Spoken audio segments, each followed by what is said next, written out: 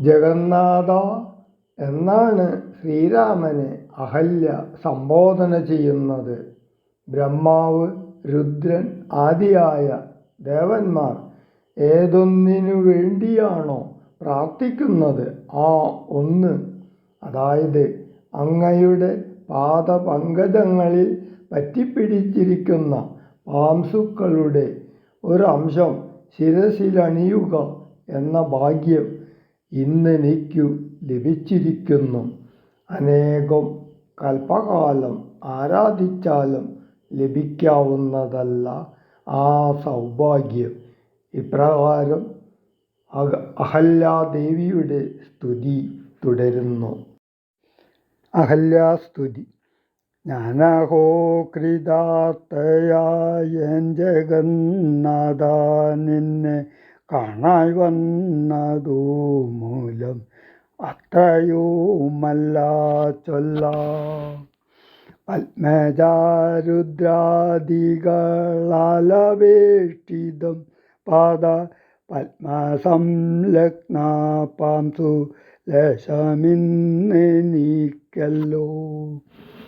സിദ്ധിച്ചു ഭവൻ പ്രസാദാതിരേകത്താലതി നെത്തുമോ ബഹു കൽപ്പകാലമാരാധിച്ചാലും. ചിത്രമെത്രയും തവ ചേഷ്ടിതം ജഗൽപദേ, മർത്യഭാവേന വിമോഹിപ്പിച്ചിടും നീ ദേവം. ആനന്ദമയനായോരതിമായികൻ പൂർണ്ണൻ ന്യൂനാതിരേകശൂന്യൻ അചലനല്ലോ ഭവാൻ.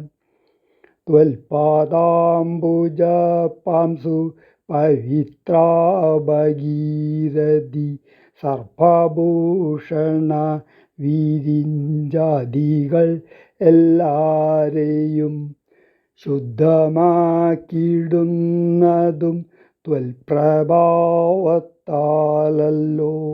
സിദ്ധിച്ചേനല്ലോ ഞാനും ത്വൽപാദസ്പർശമിപ്പോൾ. പണ്ടു ഞാൻ ചെയ്ത പുണ്യം എന്തു വർണ്ണിപ്പതു വൈകുണ്ഠതൽ കുണ്ടാത്മനാം ദുർലഭമൂർത്തേ വിഷ്ണോ. മർത്യനായവതരിച്ചൊരു പുരുഷം ദേവം ചിത്തമോഹനം രമണീയദേഹിനം രാമം. ശുദ്ധമത്ഭുതവീര്യം സുന്ദരം ധനുർധരം തത്വമദ്വയം സത്യസന്ധമാദ്യന്തഹീനം. നിത്യമവ്യയം ഭജിച്ചിടുന്നേനി നിത്യം. ഭക്ത്യൈവ മറ്റാരെയും ഭജിച്ചിടുന്നേനില്ല.